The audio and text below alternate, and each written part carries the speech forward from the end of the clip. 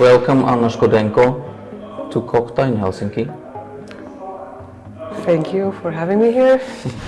We are sitting inside your work. Once upon a time, I knew a person. There's an inside and an outside to the work. But we're now sitting inside the work. Yeah. How would you yourself, having made the work, characterize it? Well, that's the maybe memory and crystallization of two very different and very tough and turning points in our recent history. I started to make this work in 2020 during the first lockdown. I did it at home with just the things which were at hand, like my old clothes, curtains of my mother. The inside was made last year after February when Russia invaded Ukraine.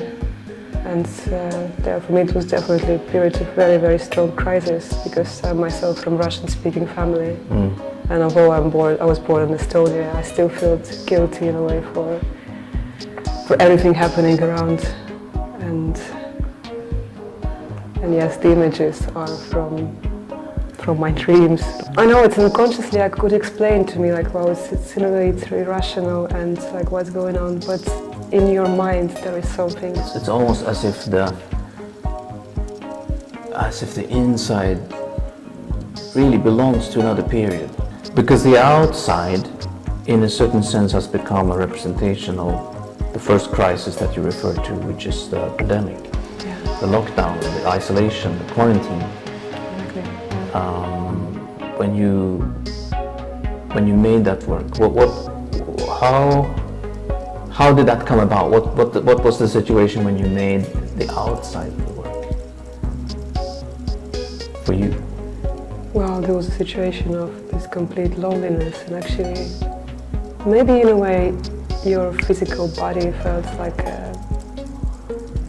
a threat to the surroundings. Kind of, it felt in a way useless, or it was a very strange sensation about your own body. Like it exists, but it's kind of potentially dangerous for everyone around.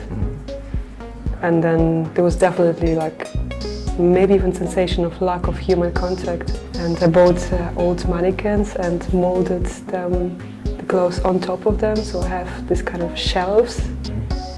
And from them I made this canvas. Because I wanted to make a canvas which looks like, which fits the situation. Or I in general quite like this, to use this human body as a measurement for work. Or also like, even in terms of distance, like you have this personal distance, then you have a larger distance, so it's kind of, it always makes sense for me to refer to it. Your work in a way is always maybe it's of communication with the outside world, but it's also reconnecting to your inside world. The outside is the pandemic, the inside is the war. But what you have done is that you have turned the inside of the house to darkness, into an almost like a bad dream. But not only, because in these constructed interiors that you have then projected onto the canvas. The canvas is very sculptural, as we can see. You projected the images and you painted them onto the canvas. You have coded into this not only a sort of bad dream and a dark inner reality, but also structures that might help you overcome different realities. It's funny, like now we're talking, it reminded me of the moment when I was doing this work. It reminded me on its turn. There's an episode in Hitchhiker's Guide for Galaxy where there's this really Wonka the Sane, and there was this episode when he had a sanctuary for a world which looked like a world turned inside out. So he built a house which was completely turned inside out.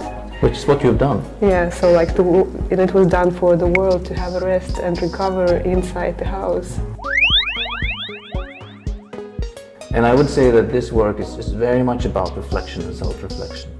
Absolutely. Yeah, I mentioned earlier that those were the things, like for years I was constructing underground shelters just in order to fall asleep.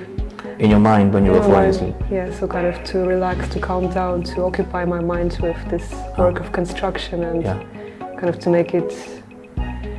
But yeah, afterwards, when the war started, this was also kind of adding to my sense of guilt. You know, it was almost like a surreal sense that I made something wrong with reality. You know, I was dreaming of those things for so long, and it was abstract from life. It's a very interesting problem, the problem of collective guilt. Yes, but still, like, personally, it's very, very hard to distinguish. Like, also actually in Russian language, there are two different words for Russian as nationality. Yeah, so or Ruski, kind of Rusiane. Rusiane, it's completely two different things. Yes. But And Ruski is the ethnical Russians. Россияне is everybody who is a citizen of the Russian Federation, regardless of ethnicity. exactly. But you know, like for example, like in Estonia, where I'm coming from, this is a bit more problematic. Like people like me who were born there, but were born in a Russian-speaking family, they're still named Russians in Estonia, like just Russians. I mean, it's very recently there is a bit of a change that people start to talk to call us Russian speakers. But that is a common thing among people who are, if I may say so, sensitive. Yeah. And therefore have the idea that they can look for the root of evil within themselves. Yeah. It's quite common to say that maybe I, with my behavior or with my thoughts or emotions, provoked something in the outside world. Maybe I have the power to do so. If I find in myself a strength to look at some problem or at some kind of something, the secrets which I'm building in myself, and I reveal it for myself, then I have energy to move on. It's something like maybe it's like, you know, atomic explosion which frees the energy to go on, to explore other things.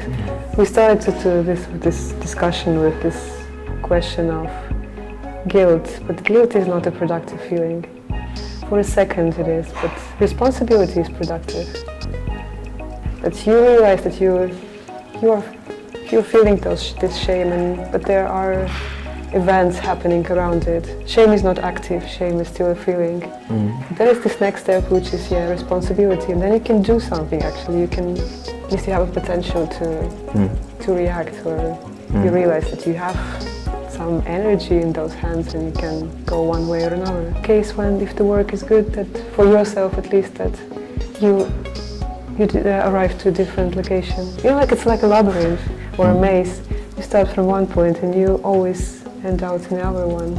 Or like with the proper research, after you do it, you might arrive to a different place, but you're still the same person in a way.